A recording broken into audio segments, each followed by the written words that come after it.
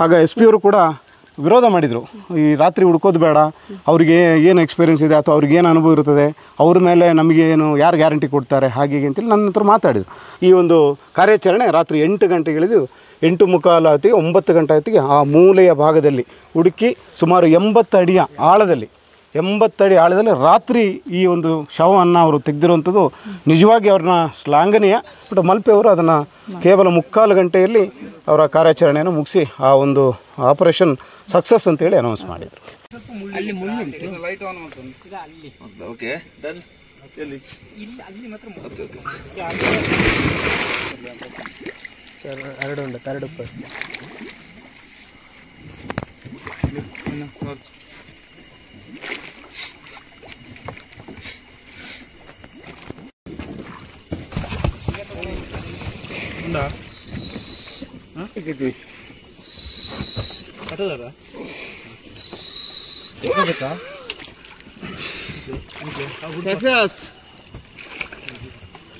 ಇವರ ಮುಖಾಂತರನೇ ಬಂದ್ಬಿಡುತ್ತೆ ಸರ್ಕಾರಿ ಕೆಲಸಗಳು ಮತ್ತು ಸರ್ಕಾರದ ಮುಖಾಂತರ ಮಾಡಿದೆಲ್ಲ ಅವರಿಗೆ ವ್ಯರ್ಥ ಆಗ್ತದೆ ಅಂತ ಹೇಳೋ ಒಂದು ಭಾವನೆಯಲ್ಲಿ ಅವರಿಗೆ ನೋವು ಉಂಟು ಮಾಡಿದ್ದಾರೆ. ಯಾರಿಂದೇ ಆಗಲಿ, ಬಟ್ ಈಶ್ವರ ಮಲ್ಪೆ ಅವತ್ತು ನಿಜವಾಗಿ ಇನ್ನೊಂದು ಅರ್ಧ 1 ಗಂಟೆ ಅವರಿಗೆ ಸಮಯಾವಕಾಶ ಕೊಟ್ಟಿದ್ದರೆ ಅದು ಅವರೇ ಅದನ್ನು ತೆಗೆದಾಕ್ತೆ. ಯಾಕೆಂದರೆ ಈಗ ಹುಡುಕಿ ಕೊಟ್ಟಿದ್ದೆ ಅವರೇ, ಆಗಿ ಕನ್ಫರ್ಮೇಷನ್ ಆದಮೇಲೆ ಇವರನ್ನು ಹೊರಗೆ ಕಳಿಸಿ ಬೇರೆಯವರ ಮುಖಾಂತರ ತೆಗೆದು ನಾವು ಮಾಡಿಸಿದ್ದೇವೆ ಅಂತೇಳಿ ಮಾಡಿದ್ದಾರೆ. ಅವರು ಈಶ್ವರ ಮಲ್ಪೆಗೆ ಮಾಡಿದ್ದು ಏನು ಅವಮಾನ ಇದೆ ಅದು ನಮಗೂ ಕೂಡ ಆದಂತೇಳಿ ನಾನು ಭಾವಿಸ್ತೇನೆ. ಎಲ್ರಿಗೂ ನಮಸ್ಕಾರ.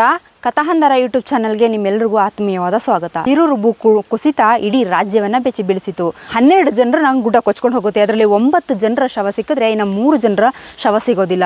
ಅದರಲ್ಲೂ ಬಹಳ ಸದ್ದು ಮಾಡಿದ್ದು ಕೇರಳ ಮೂಲದ ಲಾರಿ ಚಾಲಕ ಅರ್ಜುನನ ಶವ ಪತ್ತೆಗಾಗಿ ಇನ್ನಿಲ್ಲದ ತೀವ್ರ ಹುಡುಕಾಟ ನಡೀತು. ಮೊನ್ನೆ ತಾನೇ ಈಶ್ವರ ಮಲ್ಪೆಯ ತಂಡ ಕಾರ್ಯಾಚರಣೆಗೆ ಇಳಿಯುತ್ತೆ. 1 ವಾರ ಕಾರ್ಯಾಚರಣೆ ಮಾಡುತ್ತೆ.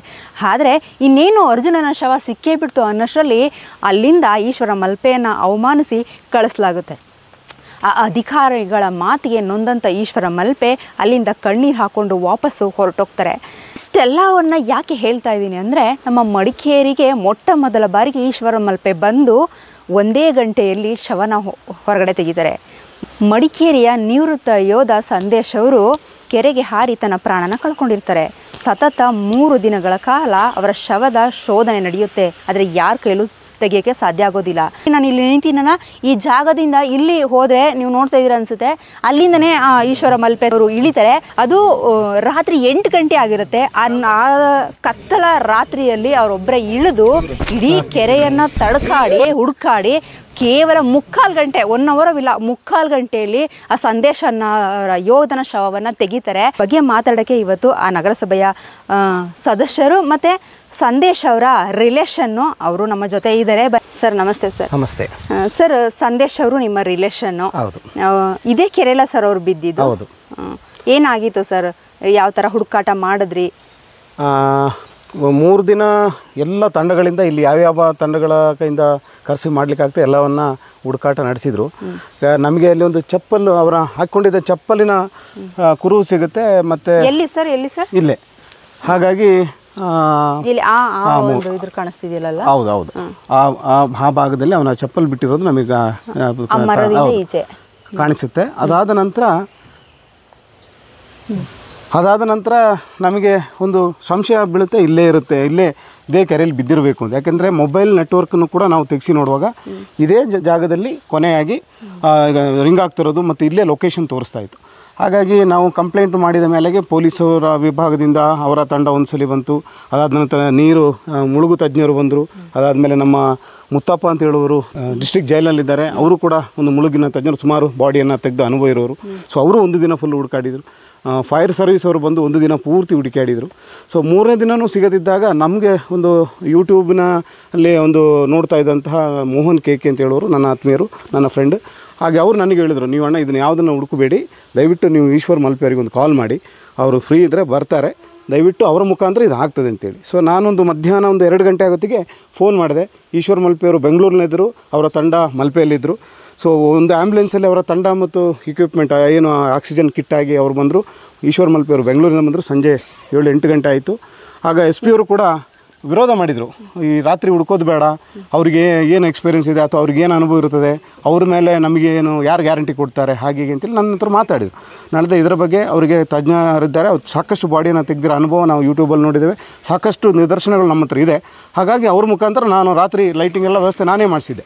ಪೂರ್ತಿ ವ್ಯವಸ್ಥೆ ಅಲ್ಲಿ ಏನು ಹುಡುಕ್ಲಿಕ್ಕೆ ಲೈಟಿಂಗ್ ಮತ್ತು ಬರಲಿಕ್ಕೆ ಹೋಗಲಿಕ್ಕೆ ರಾತ್ರಿ ಆಗಿತ್ತು. ಜನರೇಟ್ ಸಮೇತ ಇಲ್ಲಿ ವ್ಯವಸ್ಥೆ ಮಾಡಿ ರಾತ್ರಿ ನಾವಿಲ್ಲ ಹುಡುಕ್ಸ್ತೇವೆ ಸರ್, ಇವತ್ತು ಆಗುತ್ತೆ ಅದು ಅಂತೇಳಿ ನಾವು ಹಠ ಹಿಡಿದು ಎಸ್ ಪಿ ಅವ್ರನ್ನ ಒಪ್ಪಿಸಿ ನಾವು ಹೇಳಿದ್ವಿ. ನಿಮಗೆ ಬಿಟ್ಟಿದ್ದು, ಅವ್ರಿಗೂ ಏನಾದರೂ ಹೆಚ್ಚು ಕಮ್ಮಿ ಆದರೆ ಅದರ ಜವಾಬ್ದಾರಿ ನೀವು ತೊಗೋಬೇಕು ಅಂತ ಹೇಳಿದ್ರು. ಆಯಿತು, ಖಂಡಿತ ನಾನು ಹೊರ್ತೇನೆ ಅಂತ ಹೇಳಿದೆ. ಹಾಗಾಗಿ ಈ ಒಂದು ಕಾರ್ಯಾಚರಣೆ ರಾತ್ರಿ 8 ಗಂಟೆಗೆ ಇಳಿದು 8:45 ಹೊತ್ತಿಗೆ 9 ಗಂಟೆ ಹೊತ್ತಿಗೆ ಆ ಮೂಲೆಯ ಭಾಗದಲ್ಲಿ ಹುಡುಕಿ ಸುಮಾರು 80 ಅಡಿಯ ಆಳದಲ್ಲಿ 80 ಅಡಿ ಆಳದಲ್ಲಿ ರಾತ್ರಿ ಈ ಒಂದು ಶವವನ್ನು ಅವರು ತೆಗೆದಿರುವಂಥದ್ದು ನಿಜವಾಗಿ ಅವ್ರನ್ನ ಶ್ಲಾಘನೀಯ. ಅವರ ಕೆಲಸ ಮತ್ತು ಯಾವುದೇ ಹಣ ಆಗಲಿ, ಅವರಿಗೆ ದುಡ್ಡು ಬೇಕು ಅಥವಾ ನಾವು ಹಣ ಸಮೇತ ಕೇಳಿದ್ವಿ. ಯಾವುದೇ ಕಾರಣಕ್ಕೂ ನಾನು ಹಣಕ್ಕಾಗಿ ಮಾಡ್ತಾಯಿಲ್ಲ, ಇದು ನನಗೆ ನನ್ನ ಮಕ್ಕಳಿಗೆ ಅವ್ರದ್ದು ಅಂತ ಕುಟುಂಬದ ಒಂದು ಸಮಸ್ಯೆಯನ್ನು ಹೇಳಿ ಅವರು ಆ ನಿಟ್ಟಿನಲ್ಲಿ ಒಂದು ಸೇವೆಯನ್ನು ಮಾಡ್ತೇನೆ ಅಂತ ಹೇಳಿದ್ರು. ಅದು ಬಿಟ್ಟರೆ ಅವರು ಇವತ್ತು ದುಡ್ಡಿಗಾಗಿ ಮಾಡ್ತಾಯಿಲ್ಲ. ಯಾಕೆಂದರೆ ಆಗಿದ್ದರೆ ನನ್ನ ಕೈಲಿ ಅವತ್ತು ಎಷ್ಟು ದುಡ್ಡು ಕೇಳಿದರೂ ನಾವು ಕೊಡೋಕ್ಕೆ ತಯಾರಿದ್ವಿ. ಯಾಕೆಂದರೆ ನಾವು 3 ದಿನ ಆಯಿತು, 4ನೇ ದಿನ ಮನೆಯಲ್ಲಿ ನಮ್ಮ ಅವರ ಮನೆಯಲ್ಲಿ ಸತ್ತವರ ಮನೆಯಲ್ಲಿ ಪರಿಸ್ಥಿತಿ ಆಗಿದೆ ಅಂತ ಹೇಳೋದು ನಮಗೆ ಗೊತ್ತಿದೆ. ಸೊ ಹಾಗಾಗಿ ಆ ಒಂದು ಶವವನ್ನು ಅವತ್ತು ತೆಗೆದಿರೋದು ನಿಜವಾಗಿ ಅದೊಂದು ಮತ್ತು ಕೊಡಗಿಗೆ ಪ್ರಥಮ ಬಾರಿಗೆ ಎಂಟ್ರಿ ಆಗಿರುವಂಥದ್ದು ಅವರು. ಅದರಿಂದ ಆ ರಾತ್ರಿ ನಡುರಾತ್ರಿಯಲ್ಲಿ ಹೆಡ್ಲೈಟ್ ಹಾಕ್ಕೊಂಡು 80 ಅಡಿ ಕೆಸರಿದೆ ಅಡಿಯಲ್ಲಿ, ಆ 80 ಅಡಿ ಆಳಕ್ಕೆ ಹೋಗಿ 80 ಅಡಿ ಆಳಕ್ಕೆ ಹೋಗಿ ಅವರು ಆ ಒಂದು ಶವವನ್ನು ಮೇಲೆ ತೆಗೆದಿರೋದು ನಿಜವಾಗಿ ಅವರಿಗೆ ಏನು ಹೇಳಿದರೂ ಸಾಲದು. ಅವರ ಕೆಲಸ ಇನ್ನೂ ಮುಂದುವರಿಲ್ಲ. ನಮ್ಮ ಸಹಕಾರ ಕಂಪ್ಲೀಟ್ ಅವರಿಗಿರುತ್ತೆ. ಸರ್ ಅವ್ರಿಗೆ ನೀವು ಫೋನ್ ಮಾಡಿ ಮಾತಾಡಿದ್ರ ಸರ್ ನೇರವಾಗಿ? ಅವ್ರಿಗೆ ಏನಾದ್ರು ಮಾತಾಡಿದ್ರಿ ಸರ್? ನಾನು ಇದರಲ್ಲೇ ವೆಬ್ಸೈಟಲ್ಲೇ ನಾನು ಗೂಗಲ್ ಸರ್ಚ್ ಮಾಡಿ ಅವ್ರ ನಂಬರ್ ತೊಗೊಂಡು ಇಮಿಡಿಯೇಟ್ ನನಗೆ ನಗರಸಭಾ ಸದಸ್ಯ ಹೀಗೀಗ ಆಗಿದೆ, ಎಷ್ಟು ದಿನ ಆಯಿತು, 3 ದಿನ ಆಯಿತು, ಎಷ್ಟು ಆಳನ ಎಷ್ಟಿದೆ ಹೇಗಿದೆ ಅದೆಲ್ಲ ನಮಗೆ ಗೊತ್ತಿಲ್ಲ, ಕುಡಿಯೋ ನೀರಿನ ಒಂದು ಬಾವಿ ಅದು, ಅಲ್ಲಿ ದಯವಿಟ್ಟು ನಿಮಗೆ ಅವಕಾಶ, ನಾನೀಗ ಬೆಂಗಳೂರಲ್ಲಿದ್ದೇನೆ, ನಾನು ಇಲ್ಲಿಂದ ಹೊರಡ್ತೇನೆ, ಮೇಡಮ್ ನನ್ನ ತಂಡ ಅಲ್ಲಿಂದ ಬರುತ್ತೆ ಅಂತ ಹೇಳಿದರು ಅವ್ರ ಎಕ್ವಿಪ್ಮೆಂಟಲ್ಲಿ ಆಗಿ. ಸೊ ಆಯಿತು, ಎಷ್ಟೊತ್ತಿಗೆ ಬರುತ್ತೆ, ನಾನು 8 ಗಂಟೆ ಆಯ್ತು ಮುಟ್ತೇನೆ ಅಂತ ಹೇಳಿದರು. 8 ಗಂಟೆ ಆಯ್ತಿಗೆ ಸರಿಯಾಗಿ ಬಂದು ತಲುಪಿದರು. ಬಂದ 10-5 ನಿಮಿಷದಲ್ಲಿ ಅವರ ಡ್ರೆಸ್ಸನ್ನು ಹಾಕಿದರು, ಹೆಡ್ಲೈಟ್ ಹಾಕಿದರು, ಆಕ್ಸಿಜನ್ ಕಿಟ್ ಹಾಕೊಂಡ್ರು, ಸೀದಾ ಇಳಿದು ಎಲ್ಲ ಅವರೊಬ್ಬರೇ ಏಕೈಕ ಅವರೊಬ್ಬರೇ ಮುಳುಗಿರುವಂಥದ್ದು. ಸೊ ಹಾಗಾಗಿ ನಮಗೆ ಒಂದು ಬೋಟಿನ ವ್ಯವಸ್ಥೆನ ಮಾಡೋಕ್ಕೆ ಹೇಳಿದರು. ಅದು ನಾವು ಫೈರ್ ಅವರು ಇಲ್ಲೇ ಇದ್ದು ಹುಡುಕಿ ಇಟ್ಟಿದ್ರು. ಅದಕ್ಕೆ ನಾವು ಅವರ ಸಹಾಯವನ್ನು ತೊಗೊಂಡು ಇವತ್ತು ಪೊಲೀಸರು ನಮ್ಮ ಜೊತೆ ಸಹಾಯ ಮಾಡಿದ್ರು ಅವತ್ತು. ಬಟ್ ಮಲ್ಪೆ ಅವರು ಅದನ್ನು ಕೇವಲ 3/4 ಗಂಟೆಯಲ್ಲಿ ಅವರ ಕಾರ್ಯಾಚರಣೆಯನ್ನು ಮುಗಿಸಿ ಆ ಒಂದು ಆಪರೇಷನ್ ಸಕ್ಸಸ್ ಅಂತೇಳಿ ಅನೌನ್ಸ್ ಮಾಡಿದರು.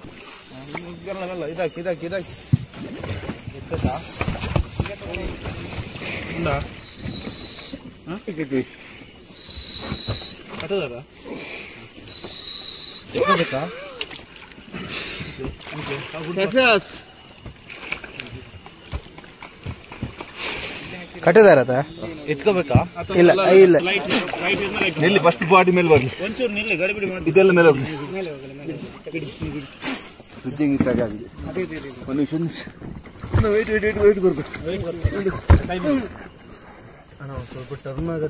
ಸರ್ ನೀರು ಇಷ್ಟ ಆಯ್ತಾ? ಇನ್ನು ಇದೇ ರೀತಿ ಈ ನೀರು ಯಾವಾಗಲೂ ಹೀಗೆ ಇರುತ್ತೆ, ಇಷ್ಟೇ ಇರುತ್ತೆ.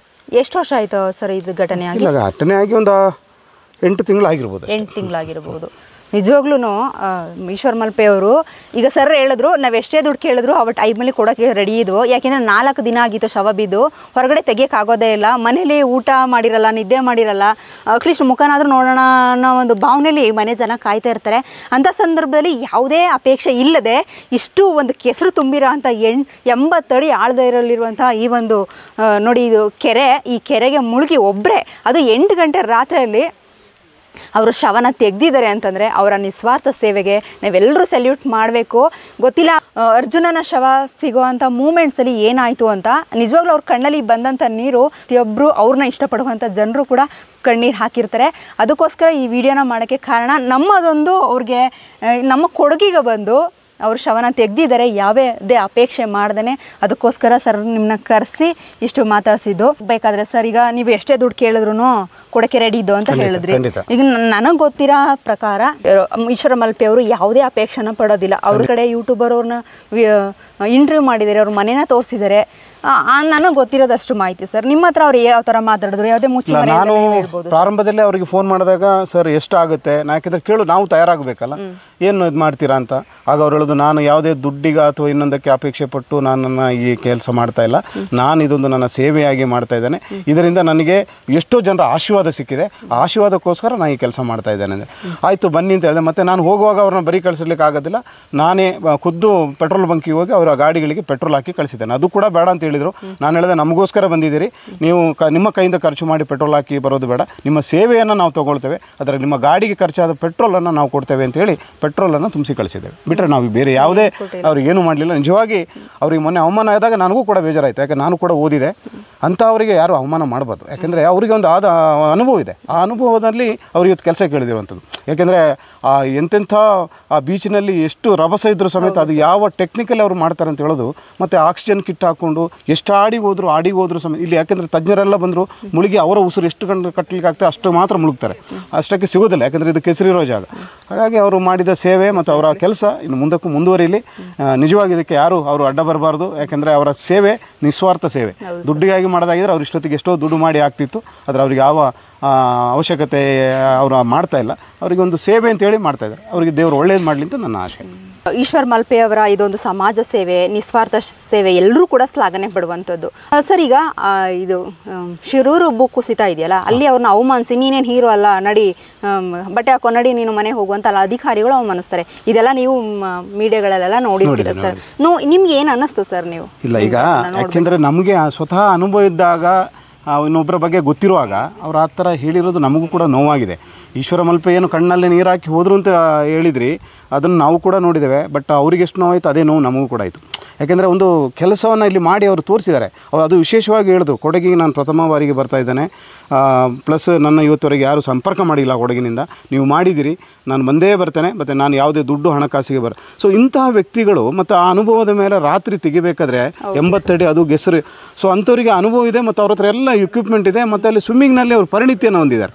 ಸೊ ಆಗಿರುವಾಗ ಅವರನ್ನು ಇವತ್ತು ನಾಳೆ ಇನ್ನೇನು ಇವರ ಮುಖಾಂತರನೇ ಬಂದುಬಿಡುತ್ತೆ ಸರ್ಕಾರಿ ಕೆಲಸಗಳು ಮತ್ತು ಸರ್ಕಾರದ ಮುಖಾಂತರ ಮಾಡಿದೆಲ್ಲ ಅವರಿಗೆ ವ್ಯರ್ಥ ಆಗ್ತದೆ ಅಂತ ಹೇಳೋ ಒಂದು ಭಾವನೆಯಲ್ಲಿ ಅವರಿಗೆ ನೋವು ಉಂಟು ಮಾಡಿದ್ದಾರೆ.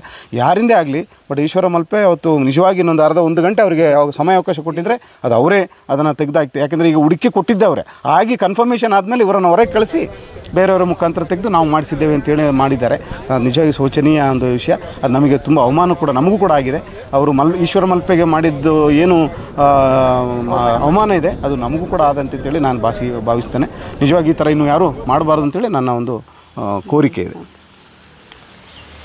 ಇದಿಷ್ಟು ಎಲ್ಲೇ ಕರೀಲಿ, ಯಾರೇ ಕರೀಲಿ, ಎಷ್ಟೇ ಟೈಮ್ ಆಗಿರಲಿ, ಸರ್ ನಾನು ಬರ್ತೀನಿ, ಯಾವುದೇ ಅಪೇಕ್ಷೆ ಇಲ್ಲದೇ ಬಂದು ಇಂಥ ಒಂದು ಸೇವೆ ಮಾಡುವ, ಇಂಥ ನಿಸ್ವಾರ್ಥ ಸೇವೆಗಳಿಗೆ ಅವಮಾನಿಸೋದು ಬೇಡ. ಈಶ್ವರ್ ಮಲ್ಪೆ ಜೊತೆ ಎಲ್ಲ ಕನ್ನಡಿಗರು ಇರ್ತಾರೆ, ಅವ್ರು ದಯವಿಟ್ಟು ದುಃಖ ಪಡೋದು ಬೇಡ. ಈ ವಿಡಿಯೋನ ನನಗೆ ಮುಗಿಸ್ತಾ ಇದ್ದೀನಿ. ಮತ್ತೊಂದು ವಿಶೇಷ ವಿಡಿಯೋದೊಂದಿಗೆ ಮತ್ತೆ ಭೇಟಿಯಾಗೋಣ. ಎಲ್ರಿಗೂ ಧನ್ಯವಾದಗಳು.